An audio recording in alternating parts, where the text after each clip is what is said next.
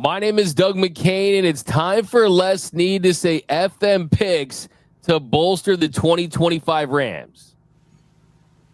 What it do, squad? It's your boy Brock, and let's pray Cooper Rush doesn't find any Mac Jones aura. And I'm Gavin Carlson, and I'm going to say it again. It's a must-win game for the Rams. Let's see if they can get it done this time. Whose house? Rams house. It's the Rams Squad. Everything Los Angeles Rams every week. Breaking down all the big hits and game-changing plays from the City of Angels. The way only the Locked On Podcast Network can. Here comes the Rampede. The Rams Squad Show starts now.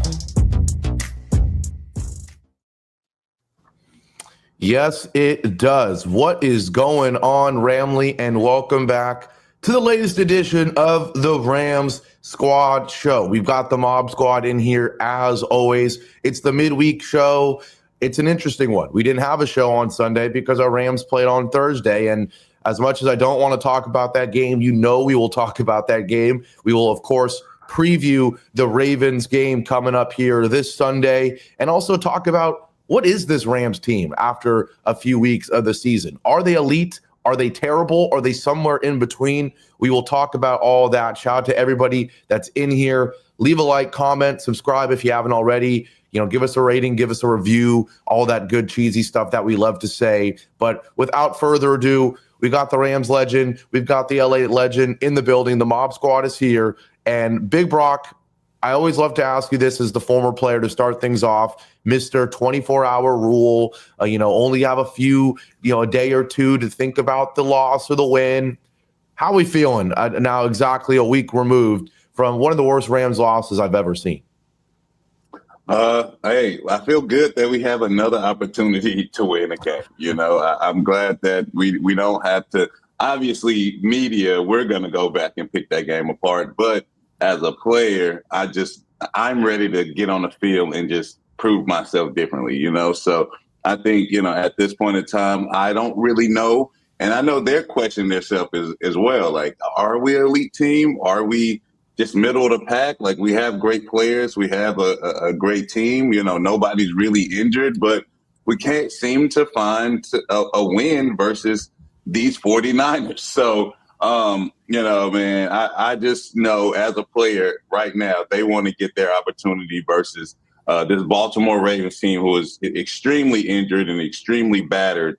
But we just had a team we lost to that was extremely battered. So, like I said at the beginning of this show when we all started, man, it's any given Sunday. And I hope and pray that the Rams come with their A game come Sunday. Amen. D-Mac, how was your Sunday? It's kind of nice at times to not have to watch your team on Sunday. You get to enjoy football. It feels like a lot more on a Sunday when you're watching everyone else, but not when you're coming off that loss, right? Like if you're coming off a win or a bye week and it's a Sunday that doesn't have your team on it, it's nice and enjoyable. You get to look at your fantasy team. You get to hope that the other teams in your division lose. But how was this past Sunday for you, sir? It's always a great week when football's on. There's no doubt about it. But you don't enjoy it as much when your team loses a game like the Rams lost to the 49ers on TNF. I mean, there's no way to sugarcoat that one. There's not very many silver linings in that one. You lost to a 49ers team playing with backups at home in a game you should have won. We already unpacked it. We dissected it every single which way. But I think, as Brock pointed out, you got to flush it. What do the players always say? You can't let that game beat you twice. And hopefully this is a Rams team that's going to be as motivated than ever. What do they say? Let your pain fuel your purpose. So hopefully they are internalizing this pain, and it's leading to them doing more reps and just doing more film study, just making sure they're locked in because they're in a position now where this is a 49ers team. I think they're not a great 49ers team, but they're continuing to win games. The Seahawks, thankfully, did lose to the Buccaneers, and that was probably the game of the weekend. The Cardinals are donezo. You might as well go to Cancun if you're the Cancun Cardinals, right? So I'm not fearing anyone that much in this division. So I think the fact there's no juggernauts, I still feel good about where this Rams team is at 3-2.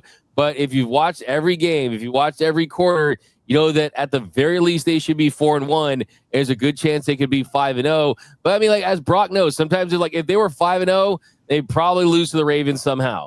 And probably the Jaguars, and they're 5-2. I mean, this stuff kind of evens itself out. At the end of the day, as long as they stay healthy, they're going to be what they're going to be. And I think that's going to be a team that still has a really good chance to win this division. Yeah, I think that's what makes the loss so frustrating, obviously, is you're right. This NFC West is wide open, but it's almost like it's wide open because of the Rams. Like, we shouldn't have made this a thing right now. Like, the Niners are, exceeding expectations, not only in the game against us, but really their start to the season, I think, given all the injuries, has been pretty impressive. But yeah, if the Rams handle business on Thursday, it feels like they're running away with the NFC West before it's even started, right? Like 5 weeks into the year, and you'd have a nice cushion on everybody. Like you're saying, Seattle feels like an average team. The Cardinals are not good. And the Niners, I think, are a good team when healthy, but when healthy is like saying when pigs fly for them. So, I think we really missed an opportunity to run away with things. But on the flip side, DMAC, you're exactly right that there's still plenty of season left and plenty of opportunity for the Rams to still win this division. It just makes it so frustrating. And it's funny, like typically with a Rams loss or even a Rams win, we have the post-game show. It's a live reaction show. Like, of course, you're going to be your most emotional. You're going to have your hottest takes. You're going to be all, as polarizing as possible. This is one of the first times where when each day goes after that loss, I just get more and more angry. It's like, it's not supposed to be like that. But when you open up Instagram the next morning and NFL memes, those channels, it's just, Levi's to the South, and crazy that the Rams had 10 fans in the building and lost to Mac Jones, who's a pizza delivery guy. And then they show the photo of him shirtless after he won the Natty with Bama. And they're like, the Rams really let this guy come in with a bunch of backups and Kendrick Bourne and beat you, so it just made the week terrible, man. It really, really did. Thank God, DMAC, our Bruins upset Penn State, because without that, it's been the worst week. It'd be nice if we actually had fans in the stands that could rush the field, but it's a start. Maybe that will encourage them. I actually do want to ask you guys a question. Just kind of rewatching the game, the 49ers game, and just kind of look at that Kyren play, because we know Kyren, he was the dude that was taking arrows, man. He was going through it. All the fans were just cooking him on social media. And one thing that we didn't really talk about that much, but on the rewatch, I just kept watching it. My man Alfred Collins straight up punched this dude in the dome. Like, Kyrie could have had that ball in a suitcase with like handcuffs on it and probably still would have fumbled it because he got punched in the dome there. Brock, is that is that as bad as it looks? As far as he did connect on that at his helmet. And he had the ball secure, right? And he's been doing that this year. You're seeing that Kyren is hitting the hole harder. And he's also securing the ball. And yes, the fumble issues are the fumble issues. He had 5 fumbles last season, and through 5 games this year, he already has 2 fumbles. So we know it's an issue for him. But I don't know, on the rewatch, that changes how you looked at that play, because he had a really good game, definitely messed up, no doubt about it. It cost them the game, but I think it's a little more complicated than, he just was careless with the football, not securing, because clearly he had 2 hands on it. Yeah, man, I just think it was a perfect punch. But I totally know how this team teaches ball security, especially when you're that close to the goal line. And, you really want to make sure you get all the way into the end zone before you get a little lax and things like that. Like, he hit the hole hard, but I felt him as I was watching that he got a little lax when he seen the goal line. And that's when that opportunity, because it was a clear open hole.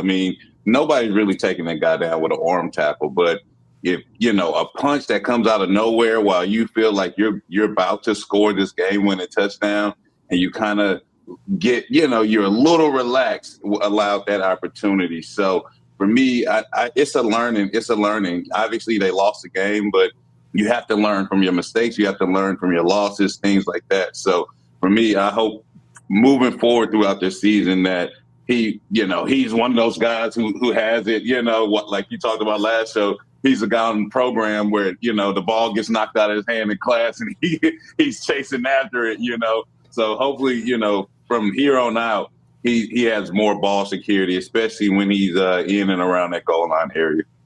But when you rewatch it, Brock, you point, there is a big hole there for him to go through. So it's tempting. You see the end zone and your eyes light up and you just want to punch it in that spot. You really put a nail in the coffin for the Niners in that game. My question is, hey, it's 1st and goal in that situation. If there's just any type of, okay, we're going to try to do a little too much, you got a couple more downs to work with. That's kind of the frustrating thing. But it was just such an open hole there. I mean, but so do we forgive Kyren? I mean, I looked it up too. I mean, last 3 seasons, he's tied for first in fumbles. 10 fumbles to Ramondre Stevenson. Yeah, you don't want to be on top of those types of lists. Yeah, I think that's the thing. I think that's the thing, right? Like, you look at the weekend as a whole, and it almost saved him a little bit from the embarrassment when you've got DeMarcado, everything that happened there for the Cardinals, fumbling the ball right before the goal line, getting absolutely ripped into by the head coach and the coaching staff, right? You've got that. You've got Trevor Lawrence fumbling at the goal line on the QB sneak, albeit it's a 4th down, but still, right? You've got even still Mitchell for the Colts, right? The week before, bailing us out, right? There's been a lot of weird fumbles at the goal line this season to where obviously Rams fans would have ripped into Kyren for a little bit, but it's the fact that it's becoming a recurring thing. The same way if Derrick Henry fumbled once in that game for the Ravens, and that was the only fumble, it would be a story for a day. But when it becomes a trend, that's when people can latch onto it. And fumble is a weird thing. It's one of those things where no matter how good of a play it was by the defender, everyone always will blame the offensive guy.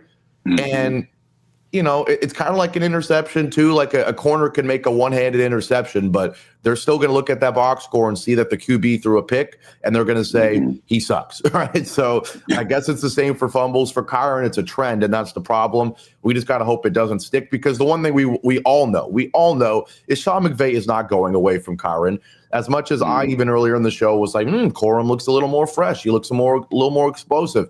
Sean McVay has made it clear, not through words, but through play, that Kyren's getting the football, right? And so we just got to hope he holds on to that thing. I mean, he did have 14 carries, 65 yards. It was a real weird game for the Rams rushing attack. Only 16 carries in the ball game, whereas Christian McCaffrey had 22 himself. Niners ran it 33 times to our 16. Another criticism of Sean McVay, maybe. We'll get to that later, but do we feel like we aired out our grievances a little bit and got the Niners game? It's like a therapy session, right? I got 2 friends here, and we're just trying to get get the Niners talk out of our system before we look forward to the Ravens game. It won't be out of my system until I see them win a game like that. I mean, let's be honest. You're like right. That as long as I've seen that they used it as fuel to win a game against a Ravens team that is trying to save their season, the NFL can get weird, especially an early window game against a Ravens team that they're supposed to have their way with. And all the numbers say, we'll get into the preview in the nitty gritty here, that the Rams should win that game, but it's the NFL. And it's kind of, I think, a bad time to play the Ravens in a weird way. They should win that game for sure. But are the Ravens really 1-5 and their season's over? I think the Rams have a good chance. And I'll tell you right now, I'm picking the Rams to win that game. But it is a game where, does Lamar Jackson say, you know what, I know that we got to buy. I know that you give me 3 weeks, that'd be great, but we just can't risk having this wasted season. And then it's like, you guys know how the Lakers, there's this like joke about the Lakers that injured players always come back somehow miraculously to play the Lakers and they have a good game, right, Gavin? Yeah. Like, I'm hoping that's not the case with Lamar. I do want to ask you guys as a quick aside, like this whole fumble thing. I mean, with DeMarcado, and we saw the AD Mitchell. Like, is this a swag thing? What is the bet? Like, by the way, I mean, you'll appreciate this, Brock, and you too, Gavin, that Sean McVay said that they tell their players it's the logo to the letters. That's like they're saying. So they make sure you run to the logo and the letters after every touchdown, so you don't do this. So shout out to the Rams. They always have a saying for everything, right? It's like the funniest thing ever. And they even have one for this. But the funniest thing to me is that when you look at it, it's always the one frame before it actually crosses the goal line. It's always that like one frame, and it's a fumble, and it's a touchback, and then he's a dog. He gets assaulted by his head coach. It becomes a national story, and I just don't get, like, is it a swag thing? Like, to me, it's, you guys remember that Nick Young moment, that Nick Young gif where he shoots it, and then he turns around and he spreads his arm and he misses it. Like, is that the equivalent? Like, I don't get it. I mean, I think the main thing is like the NFL has had such a weird relationship with celebrations the last like decade. Like I remember it was a thing, you know. I remember it was OBJ hitting the whip, and then you know it was Joe Mixon out here schmeezing and everything, like we say out here in the Bay. And then it was suddenly you guys can't do anything fun. We're gonna penalize you if you dance for more than 5 seconds. And then they completely flipped it, and now we've got people being bowling ball pins and all that crap. So now it's like everyone wants to celebrate. Like they really want to, because it's like this huge thing now. Like, you know, people are getting endorsement deals off of their celebrations. And so like I think everyone's so eager to call the squad over and take the squad photo and everything. Well, guess how you do that? You do that without the ball in your hands. Like my mom used to say, or said, she was like, what happened to spiking the ball? What happened to you know, like doing things with the ball? Now it's like everyone's so quick to do things without it, where they're, you know, playing duck, duck, goose and all this crap, that they forget the ball and they drop it, you know, on purpose.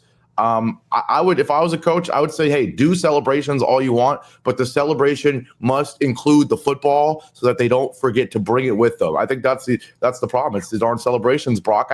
I know. If you scored a touchdown, you wouldn't be doing duck, duck, goose, right? Not with those chains.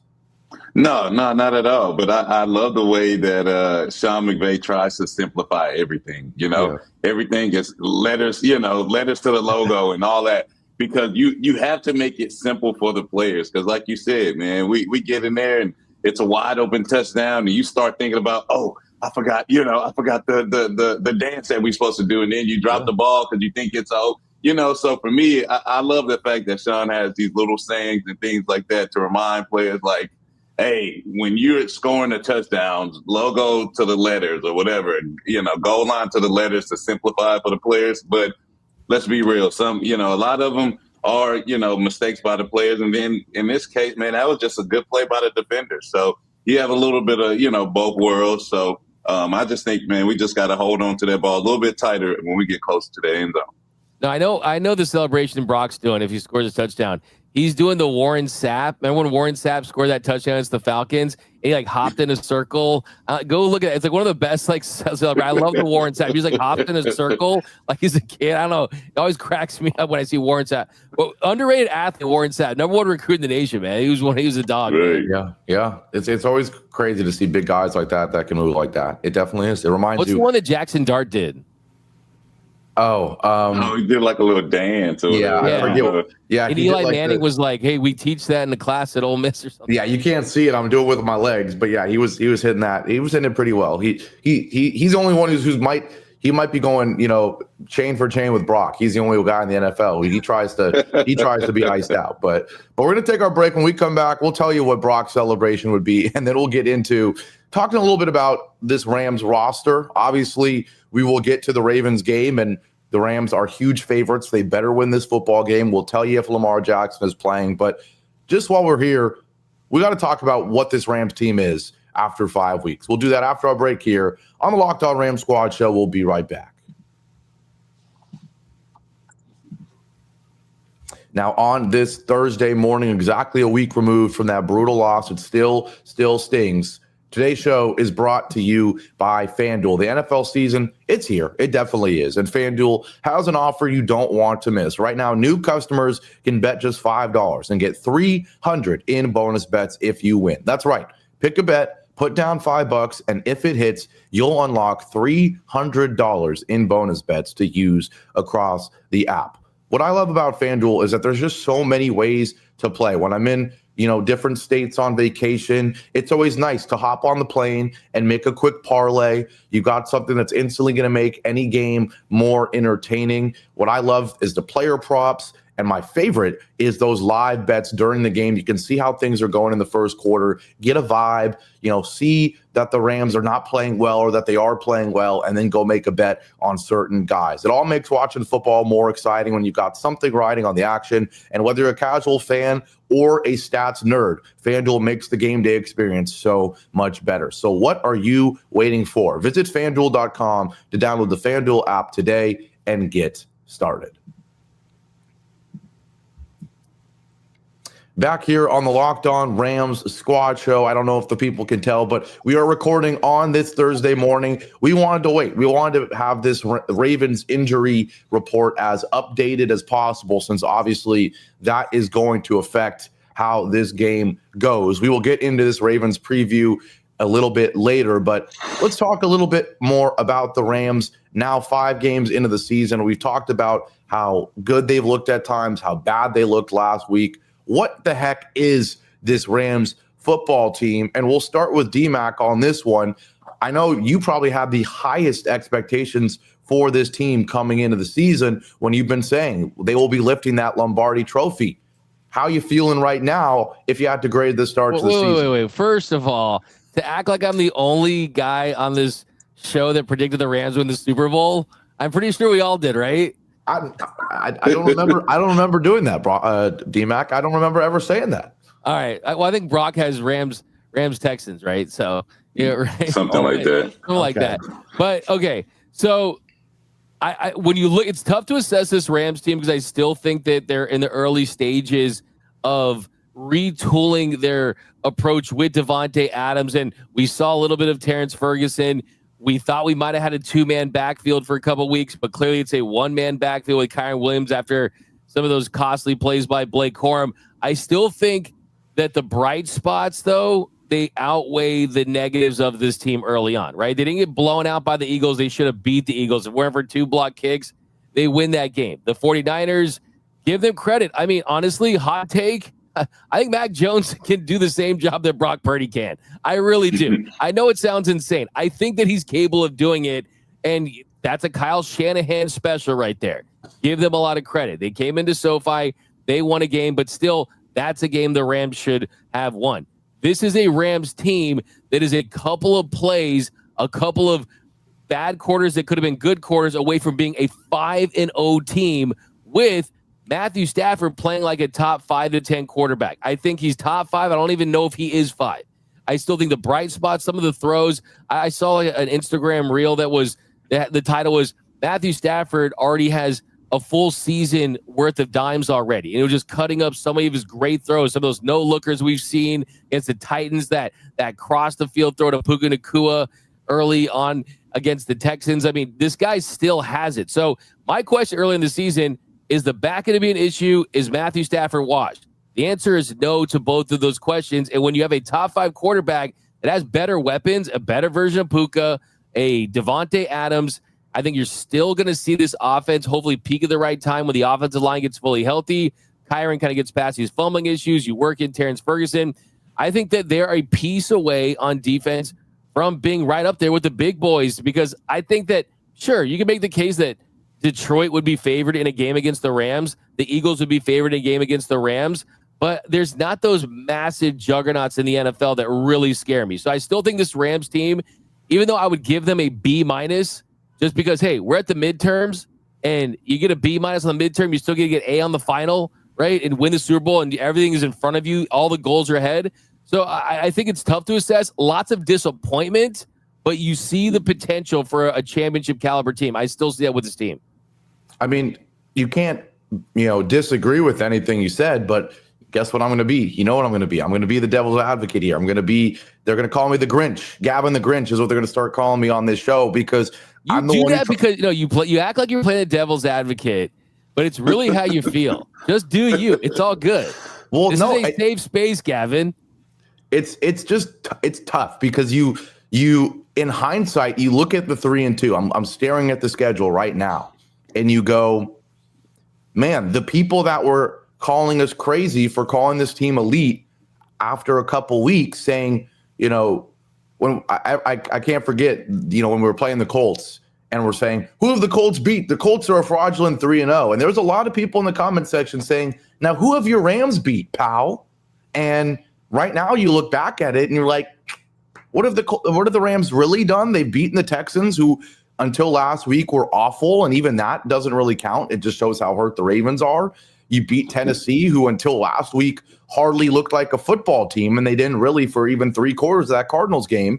You lost a game to the Eagles that you choked. You get credit for being ahead in that game, but you don't get credit because you lost the football game and you choked, right? So you really have one win against the Colts that's like decently respectable. And that game was handed to the Rams at times by multiple turnovers and kind of a lucky, guy got knocked down, Tutu Atwell wide open, 88-yard touchdown. So as much as it is true, the Rams are a couple plays. They really are. They're like 3 plays. You can make the argument they're 2 plays, literally 2 plays. They're a Kyron fumble and a, Josh McCarty game-winning field goal against the Eagles away from being 5-0. But at the same time, they haven't won a game that makes you go, this team is as good as we all think they are. And even if they beat the Ravens this week, I don't think that's going to be good enough. Ironically, it might be that Jags game in London the week after, which we'll talk about later. But Big Brock, what say you? Do you think this team is still elite? Do you think they are, highly questionable like I'm saying, or do you have it somewhere in between? I think they have an elite roster, but they haven't been playing up to their level of execution, up to a level of play. We're looking at not a roster, but a schedule of, we're 3-2 right now, and we're floating right in the middle of the pack. We have the 49ers at the top of the division right now. We're underneath the Seahawks, and we're floating at number 3 in our division that we won last year. So we have all the talent in the world. It's just we haven't been putting it together to win the most important games. And like you said, we beat Tennessee, we beat the Colts, and you beat Houston, but that doesn't really say anything. And we were leading in the Eagles game, as you said before. It's just hard to see this team as being elite when they're not separating themselves from the pack, and I don't think anybody right now in the NFL is really separating themselves.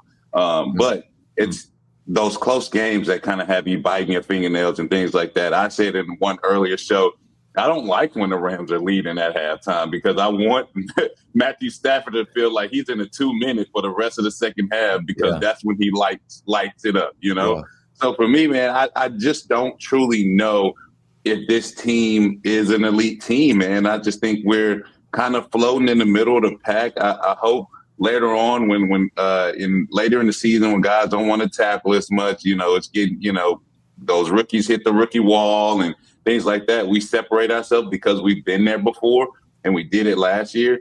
And I hope we separate ourselves then when the game's really counting and it's the most important and, you go into the playoffs and things like that. But as of right now, this early in the season, I don't see us as an elite team. I see us as, just an average team, and making our way through the schedule. So I think we're just floating right in the middle, man. If I give ourselves a grade, I would say like C+ to B right now.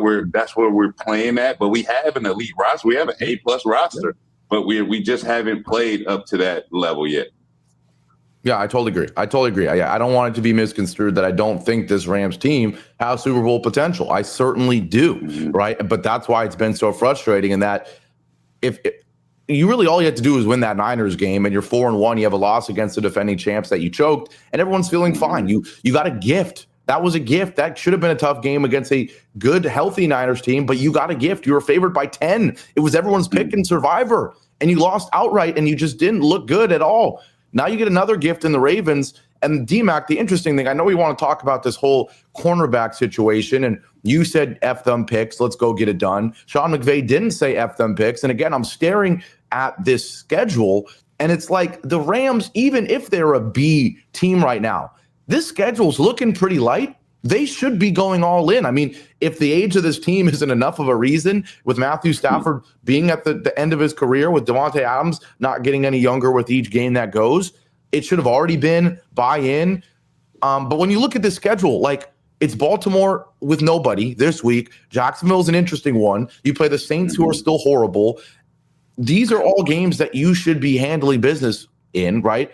And then the second half of the season, right around the deadline, right around when you would need to make a move, that's when it starts to get a little more interesting, right? That's when you've got a 3-game stretch of Niners, Seahawks, Bucks. That's tough, right? You have a couple free wins, in my opinion, after that, and Panthers and Cardinals. But then you got Lions, Seahawks again. Atlanta's kind of an interesting one. And then you close it out with Arizona. Like, you got to make a move to make a run here that you should be making. D-Mac, why in the world is Sean McVay saying we're not going to trade for a corner when we all know we should?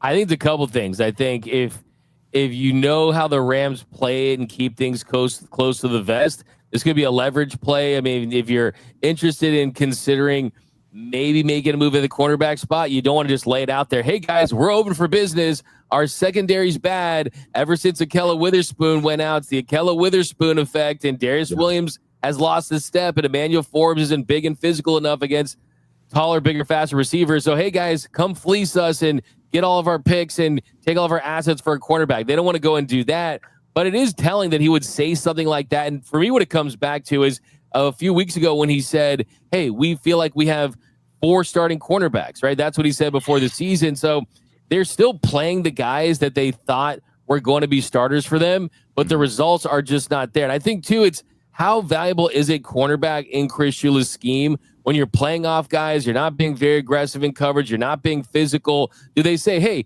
does it matter? I mean, Brock, I was saying this on the other show, like this defense could make Deion Sanders look like just another guy sometimes with some of these schemes, right? And it's frustrating for me just because, I mean, we saw in the first drive with Mac Jones just dinking and dunking down the field. Hey, you got to get quarterbacks involved. And, hey, what was the talk before the season? It was Jalen Ramsey. Oh, should the Rams go get Jalen Ramsey? And what did people say? Jalen Ramsey's washed. Jalen Ramsey isn't the guy that he was with the Jaguars or the Rams. My man's still out there making tackles. My man's still out there being aggressive. And the truth is, this team would be a lot better right now if they had a player like a Jalen Ramsey. So we go back to what you said, and Gavin, you bring up a fantastic point in that, hey, the Colts gifted you a win, right? A.D. Mitchell, shout out to him. And Jonathan Taylor, that holding call brought back that 53-yard run, and the defender. And by the way, that was a good move by Tutu. Got to give him credit. He shook his man to get open there. But you're right. I mean, this is a team that they're 3-2, could be 2-3, could be 5-0, could be 4-1. Like, what is this team? But we do know that the glaring weakness, if you're going to improve, it's not the receiver spot, right? It's not the running back spot. Probably not going to trade a lineman. Not going to trade for a tight end. You got pressure, and they're one of the best in the league at bringing pressure with their front four. You got great edge defenders.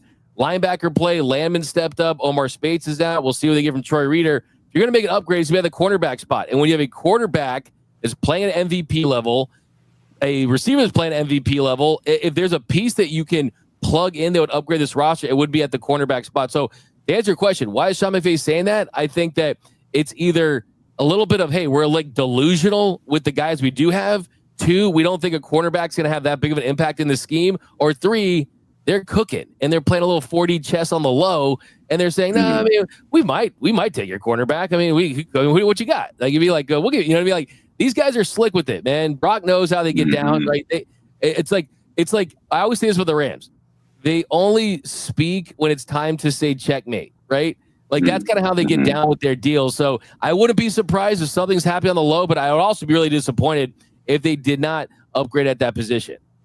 Yeah, 1,000%. The good news is, again, like, it could be a much worse state of affairs, like in terms of who you're facing before you do make a potential move, than a Ravens pass game with, Cooper Rush and a bunch of struggling receivers, and then a Jags passing game with Trevor Lawrence, who I don't really know how elite he is at this point. Like, cool, he tripped on his face, got up and scored a touchdown. That's more of an indictment of Chris Jones. I know if that was Brock, he's making that play. Guys, did you see Trevor Lawrence try to motivate his teammates? And he's like, "No, all right, guys, we got to go out there, play with a lot of swag, play with a lot of energy." And the comment was, "This guy couldn't motivate me to make a sandwich." Like, it's so funny to hear that dude, Sunshine, get out there and got to give the Jags credit, man. I mean, dang, man, like a surprise team, right? Yeah, no, they are a surprise team, but I cannot believe that highlight.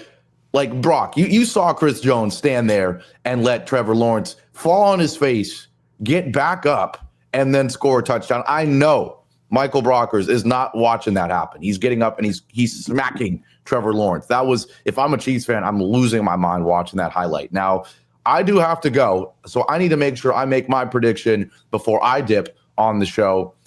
I want to say, well, obviously all 3 of us went 0 for, in that Niners pick. So Right. I believe that was my first loss of the year. So I go to 4-1 in this little competition. I believe both of you guys are 3-2 in this competition.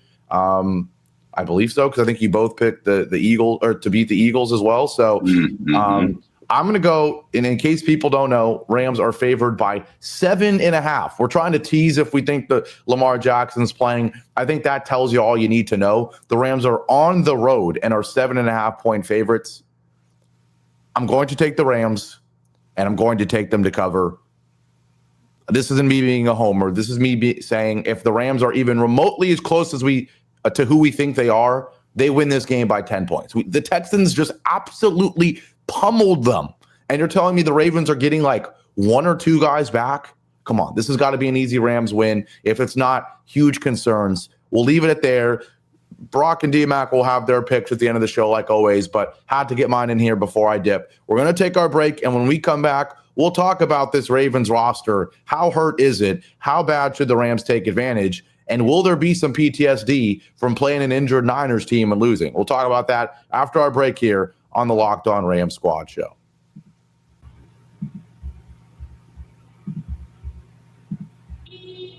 The NFL season is back, and honestly, there's nothing better than being in the stadium surrounded by fans cheering on your team. But let's be honest, getting tickets can be a hassle between queues, login screens, and prices jumping at checkout. It's frustrating. That's why I use Gametime, the app that gives the advantage back to fans.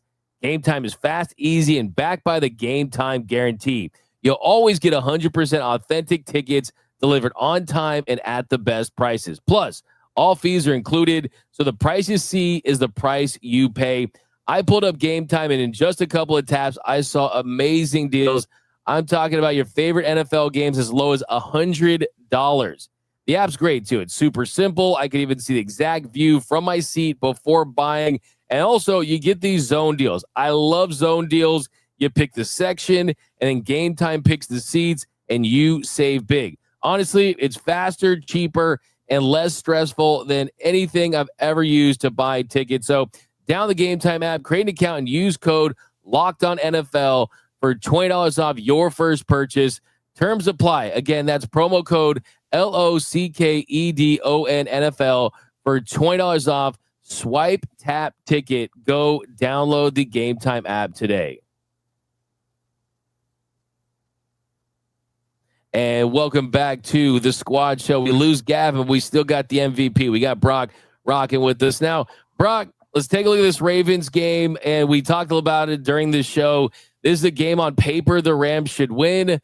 The Ravens are struggling. But from a player standpoint, is there anything different just from a mindset approach? Can it hurt your preparation? Thinking, we're going against a Ravens team that doesn't have Lamar Jackson, or do you think they're kind of conflicted? Hey, we got to prepare almost if there's a chance he's going to play. I mean, do you think it impacts what Sean McVay's been doing the week leading up to this at all?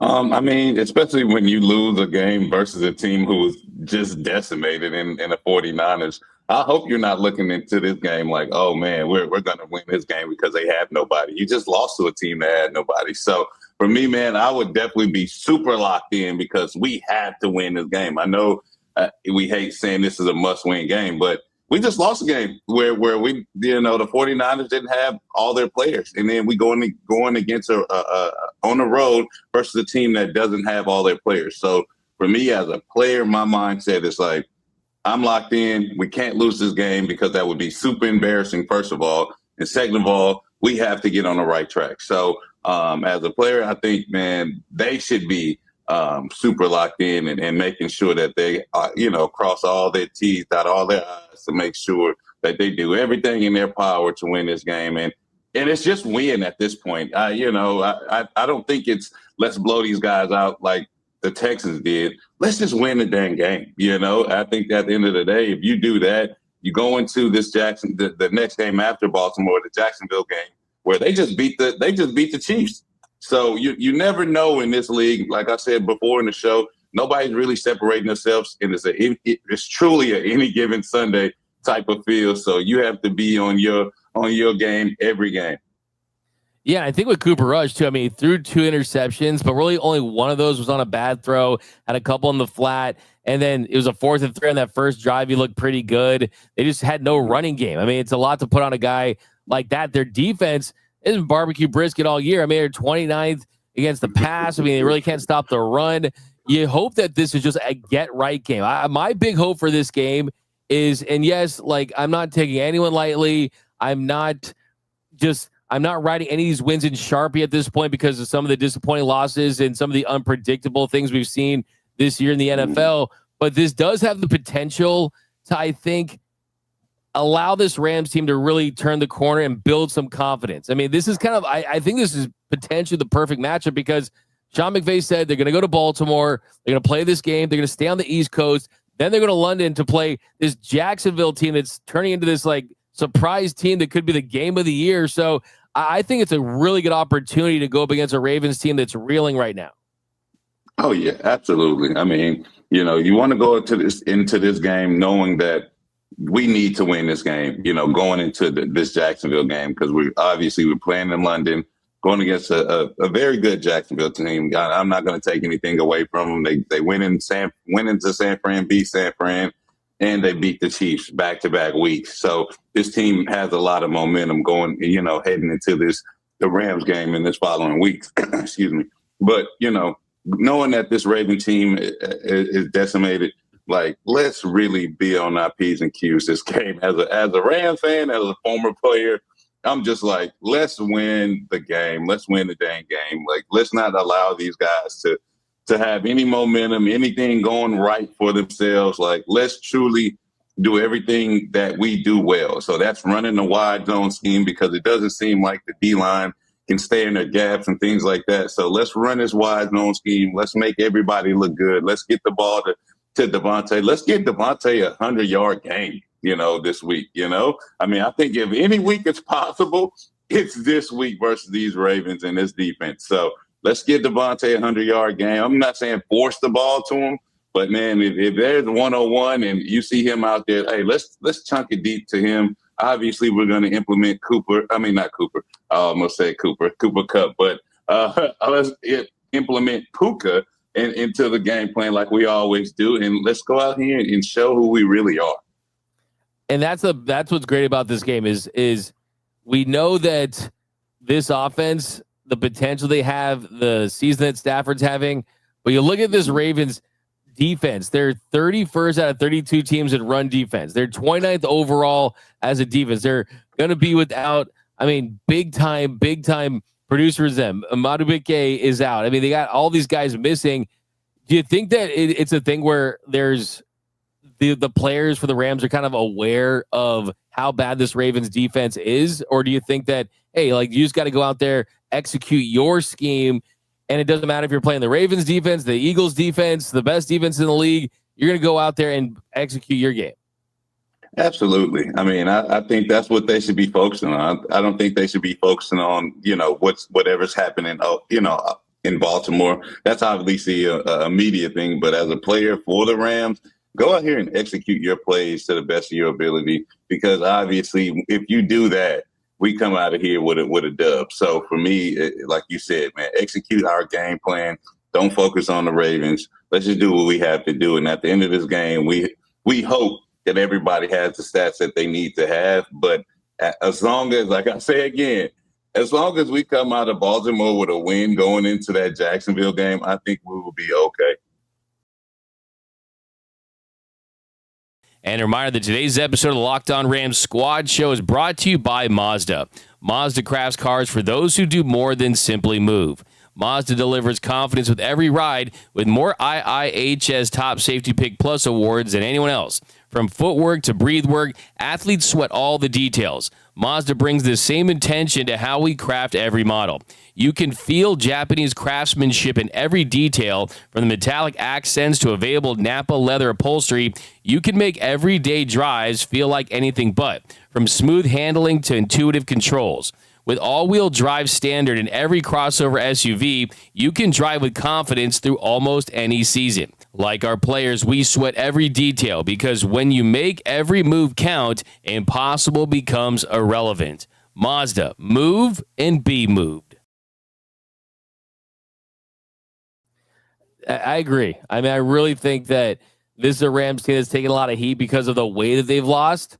But I mean, think about if you add up every quarter of the season and the quarters where they're leading in just the overall success of this team, I mean, it's still encouraging. But I look too at Lamar Jackson. I think it's a really interesting conversation about Lamar Jackson because it kind of makes you wonder, like, what is his future in Baltimore? Obviously, they signed him to the big deal. You got Harbaugh. You got a roster that is top to bottom should compete. There's no doubt about it.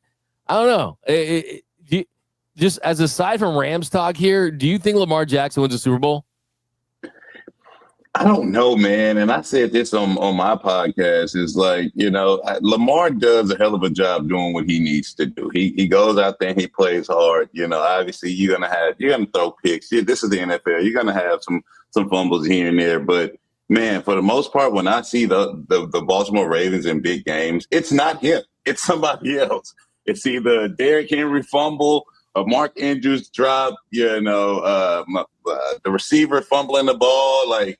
It's a lot of other, events that happen throughout the game, and it's not him. He tried his hardest to get over that hump, beating the Josh Allen, beating the Patrick Mahomes of the AFC, trying to get to that big game. But if his players and his teammates aren't on that same level and executing and not making mistakes, it's going to be extremely hard for this Baltimore Ravens to win the Super Bowl. Do I think they can do it? Yeah, I think any team can do it. If they execute, but man, it just seems like a lot of times when they're in those big games versus the premier teams in this league, they don't seem to get it done, and it's based on mistakes, it's based on fumbles, interceptions, or something crazy happening where they lose the game barely, by 3 or something like that, 3 or less, and it just seems like they just can't get over that hump. Yeah, and I mean if Mark Andrews catches that 2-point conversion, if Zay Flowers is in the game. He did have 3 turnovers in that game, but it almost feels like the similarity between Matthew Stafford and Lamar Jackson is if you're going to make a list of quarterbacks that their play is essential to their team's success, I think that table is pretty exclusive to like Josh Allen, Patrick Mahomes.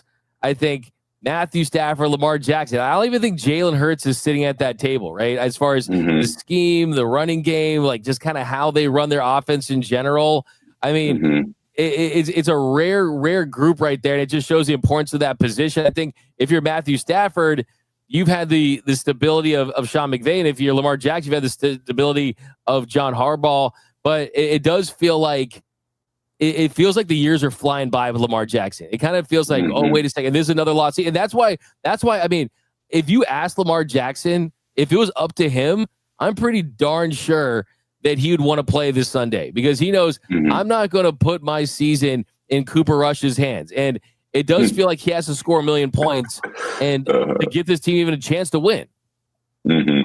For sure. I mean, he has to put it on his back. He has to put the team on his back. I mean, I wouldn't want anybody else to have the team on their back. If I'm the Baltimore Ravens, I would love for Lamar to take this team all the way to the championship. But everybody has to be on his back, not making mistakes, not fumbling the ball, not dropping passes, things of that nature. So for me, if he does, we will see a different type of Lamar. Honestly, we're not going to see the running Lamar with a hamstring injury as a running quarterback who uses his legs a lot in this game. And I just don't see him being effective. Not saying that he can't throw the ball and he's not effective in the pocket, but when he's manipulating the rush between, dropping back really far, going up, stepping up in the pocket, coming back out, rolling out, off schedule throws, things like that, that's what makes this team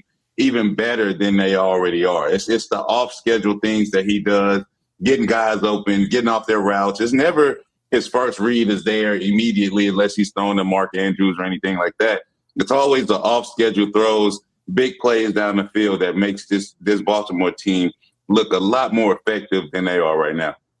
Yeah, that's what's so tough about Lamar Jackson is like, I mean, as a defender, I mean, if you throw a spy on him and you can use a linebacker, pretty a fast linebacker, right? There's not really a lot of linebackers that have 4.3 speed. You need somebody who can really track that quarterback down to try to contain him. As a defender, of course, where you play in the interior, what's your role in stopping a Lamar Jackson?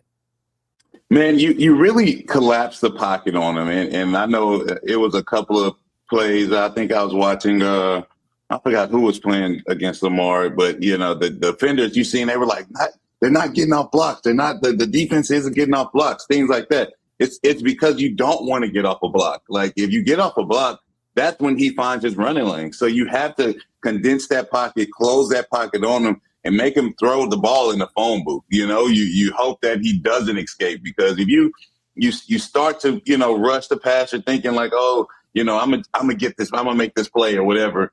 As soon wherever you just left from, that's where he finds his lane, and he finds to step up, or you lose contain as an end, you go inside, he goes outside, he finds somebody wide open. That's what makes him dangerous. When you talk about those off schedule throws, that's what usually happens. You watch a defender beat his guy clean, and that's the worst sacks. That's the hardest sacks to get. It's the one where you beat a guy clean, you feel like, okay, I should make this sack, and he spins out, or you miss because it's too much momentum. He steps up, things like that. And those are the ones you're like, man, those are the hardest ones. If I had him in the phone booth where he couldn't escape, and he's like, he's hesitating, things like that, those are the easy sacks to get. But an open sack, when you beat your guy clean off the edge or inside, those are the hardest ones to get. And those are the ones that he either steps up and makes a play down the field off schedule. So you try to just condense that pocket on, especially on running quarterbacks like Lamar Jackson. And Sean McVay did say that they're going to plan for both. So that tells you right there that they're saying, hey, 1% chance, 90% chance, they're going to be ready for both. I think what really hurts with Lamar Jackson is there's so much made about what he can do with his legs. And he's so elusive. You just can't touch the guy. It's like he's greased up, man. He runs through arms tackles, but it's for me, it's the quick making guys miss. And he can stop on a dime, but he can accelerate. I mean, this guy, he's really one of one. I mean, but what makes him, everyone wants to compare him to Michael Vick. And for me, the similarity with Michael Vick and Lamar Jackson is not the speed, the end-to-end speed. Both the guys are lights out, lightning quick dudes. But it's the fact that both of them can be with their arms that truly makes them special, right? Because if a dude ran 4.3, you would just put receivers back there and have them be quarterbacks. Right. These guys can be with their arms, and if he's out there and he's getting chunk plays and he's pushing the ball down the field and he's getting stuff on the ground, then you're in for a long day. And you're like, man, there's really no magic silver bullet to stop that. But it does feel like you don't want to blitz as much. You want to try to get pressure with that front four. You want to tackle and wrap up when you can. But we know this Rams team, they're going to just try to see if you can methodically move the ball down the field and force them into not converting on third down, forcing them into mistakes. But do you think that this is a world where, hey, if you're the Rams and you're going up against a Cooper Rush, but you're prepared for Lamar Jackson, that it'll just be a little bit of a different approach? It feels like to me, you've had extended time with the kind of the mini bye with the TNF. You've had a lot of time to prepare. You know you can't lose to this team. It feels like a big day from a Jared Verse. It feels like a big day from a Byron Young. It feels like a big day from this front four, because they know that, hey, the secondary's been struggling in the outside cornerback spots. They don't have a quarterback and really get on the ball if it's Cooper Rush. I think this defense has their best game of the season. It really feels like it. Oh, for sure. And I think that's the biggest X factor of this game is I was talking about collapsing the pocket on Lamar. I think we have the front to do it. I think we have literally 4 guys on our D-line that can collapse his pocket on anybody. It could be Josh Allen, Patrick Mahomes, anybody. I think we have 4 guys on our D-line that can get the job done. So now, are they going to be licking their chops if they see Cooper Rush run out there? Oh, yes. I know I would be wiping my brow if I find out, oh, yeah, Lamar isn't playing. Because I don't care. Injured Lamar, hamstring Lamar, it doesn't matter. It's Lamar Jackson. It's still going to be in your head. Oh, man, he could possibly run, and he can beat us with his arm. Like, if you take that off the field, you're definitely, like, wiping the sweat off your brow. Not saying it's going to be just an easy game, but now you don't have to worry about, collapse in the pocket. Now you can actually beat your guy clean and go in and try to get that sack. So for me, I think we have the front four on our D-line to get the job done when it comes to pressuring the quarterback and things of that nature. So I think that's the big X factor for this game is our D-line versus their O-line and our D-line getting the pressure that they need to get. Absolutely. I don't know if you saw this too. Jared Verse, he's the second fastest player to 100 pressures. Only Joey Bosa got to 100 pressures, and he did in 21 games. Verse did in 22 games. And I think with Jared Verse, a lot of his production does not show up on a stat sheet. He had 5 pressures last week. Yes, he doesn't have a ton of sacks. But my question to you, and you don't have to admit this if you don't want to, but when you see Cooper Rush in a bad team, is it kind of one of those games like, yeah, of course you want to win, but it's like, let's get some numbers. Like, let's get a couple of sacks. Like, and then, when we play the better teams, the pressures will be there. But I want to show up to, I want my agent to show with my numbers, be like, okay, we cooked against a Cooper Rush. Let's get those numbers up. Early on in the game, you're doing everything you can to get up on this team. Like, I think if you put them in a one-dimensional team where you're like last week, they're down 30-some points and they have to throw the ball every play. Then you're like, okay, let's eat now. Cooper Rush isn't going to outrun anybody on this D-line. So you got to put him in that position. So you win up front, you win on the first and second downs, getting them in the long down situations, third down and long, second down longs where they have to throw the ball. Obviously, they still have Derrick Henry. Let's make sure we stop this train first and put 8 in the box or whatever we got to do to make Cooper Rush have to win with his arm and have to win this game with his ability. And I just don't think that that's going to happen. So once you get him behind the sticks, behind the 8 ball where they have to throw the ball, then that's when I'm like licking my chops. I'm like, let's go get him after that. I love that approach. And if Lamar Jackson, if you're watching, you never know, he probably watched a lot on Rams. Like, look, hamstring injuries linger.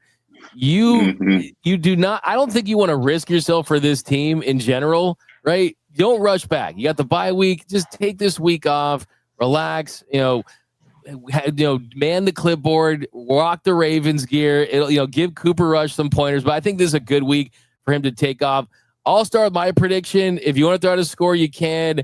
I know that I'm sick of Gavin cooking with his predictions, right? And I got to make up some time on him. And yes, I think I might. I don't want to tip my Jaguars pick off, but this week I'm going to be safe. I got the Rams winning 34-14. I know it sounds crazy, but if CJ Stroud and the Texans can cook this Ravens defense with Nico Collins and CJ Stroud, then Matthew Stafford and Puka Nacua and Devonta Adams can too. So if they can drop a 40-piece on this defense, I think I can get a 34, a 35-piece, something like that. But I'm going 34-14, a 20-point win. Am I crazy, Brock? And what do you got? Man, I would never, from my first couple of picks, ever put this Rams team 14-point better than anybody, man. They always play somebody close, and I don't know why that is. Like, I would love for them to just go blow somebody out the water, but it's almost like they play up or down to their competition, So if I would have to put a score to this game, I'm going to be honest with you, it's going to be like 20-28 or something like that, or 20-24.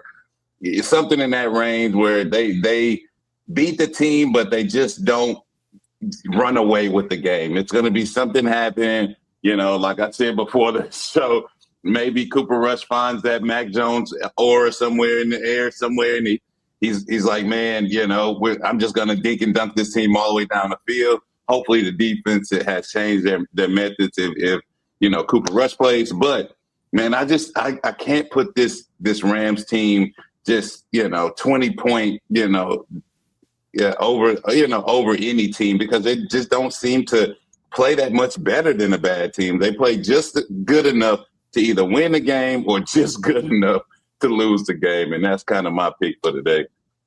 Yeah, I think hopefully you see something kind of similar to the Titans game, right, where it was a pretty comfortable win. but there's nothing that's scarier than a desperate team and having to play them on the road. Right. But I think, too, the Rams could be a desperate team as well. I mean, the Rams should be a desperate team, too, right? I mean, they certainly do not want to go 500 and go to London playing a really good Jacksonville team before the bye. So I think the Rams are going to play like a desperate team themselves. All right, last thing I want to ask you about, Brock, I don't know if you saw is you see Diamador Lenore on his IG Live. He was responding to like a 49ers account that pointed out that Kyren Williams pointed at him after that touchdown against the Niners. And Lenore called Kyren. He said he has a fat mouth. He needs to shut up. And they were talking smack. Like, I mean, Lenore kind of chopped at the arm as he was going in there. Is that just friendly banter? It's like, hey, I feel like the 49ers Rams rivalry is still alive and well. Oh, yeah, it's alive and well. I thought that was hilarious when that happened because usually, running back sticks his stiff arm out there and, the cornerback will chop it down and the running back will fall down. So in that play, you seen that contact balance that Kyren has where he chopped that stiff arm down. He stayed up, but his momentum took him down. He did it again. It took him down. So right? I thought it was hilarious. No, facts. I mean, no, that's the thing. It's like, I mean, what do you expect? And all you just point, right? And, I will say, though, Lenore wasn't wrong because Kyren Williams does have a fat mouth, and it's because Alfred Collins punched him in the mouth during that fumble right there. Right? Anytime you got punched like that, you can have fat mouth, right? But obviously, I'm only kidding. But still, I mean, I like it. I don't know. I think the NFL needs more of this. Like, do you think there's too much jersey swapping and like friendliness? Your era already feels different than right now. Man, it was. I mean, to be honest with you, like obviously you have respect for other players. Like if a cornerback trades with another cornerback, that's fine. But trading with an offensive player, it's either here or there. Maybe you trade with a guy like Trent Williams, from Houston, from your area, y'all know each other. Things like that would be somewhat, okay. But, when it comes to just being nice, I definitely agree with you, man. Let's get these rivalries going, make the games more interesting to watch. You get more people, like I said, watching the game and in tune with the game when you got players talking smack and they have to back it up come Sunday. Yeah, I can't wait to see the 49ers again and Kyren just lowering his shoulder and making it personal. So I'm all for that. But that's going to do it for this episode of the Squad Show. My man Gavin Carlson is hard at work already, the big working man working for the Golden State Warriors. Michael Brockers, you can follow him at mbrockers90, the Rams legend. Definitely go follow him on IG. I see your IG's popping, man. Your IG stories. I think I said they rolled out the red carpet for you when you went to a Texans game. I mean, so, and you got your podcast as well. So you can definitely go to how many days a week you going on your podcast? Man, like one day a week, man. I'm trying to focus more on D-line play now. So, trying to focus on things that I feel comfortable with talking about D-line play. I was on Ryan Ripken's show last week breaking down this Rams versus Baltimore game. And that's where I seen like, man, Baltimore, they're having a day with their D-line, and I feel bad because I have a buddy that coaches the D-line up in Baltimore. So, but they have their struggles on the D-line, guys getting out their gap and things like that. So hopefully they bring that same energy come Sunday versus my Rams, and we get a dub this weekend, right? Yeah, that's where it's at. So definitely go check out his stuff because hey, championships are won in the trenches. So D-line play. We always tell people on the show, Brock, is the natural instinct as a football fan is to always watch the ball, right? Okay, quarterback snaps it, watch the ball. Did he catch it? Just look at the line play. Right? Don't follow the ball, look at the line play, and it's like the most addicting thing. And you'll really, I feel like, take it to the next level. So I always try to tell people that too. So yeah, guys like Brock getting out there doing the dirty work. But hey, that's where hopefully the Rams have the advantage this weekend. Get back in the dub column for sure. But for myself, Michael Brockers, you can follow me on Twitter and Instagram at DMAC_LA. Hit the subscribe button, hit the notification bell, hit the like button. Also, drop your predictions down below. Got to get back in the win column, okay? Get that nasty feeling of losing to the 49ers off of our skin. But all right, guys, see you after the game on Sunday. And remember, as always, whose house is Locked On Rams house?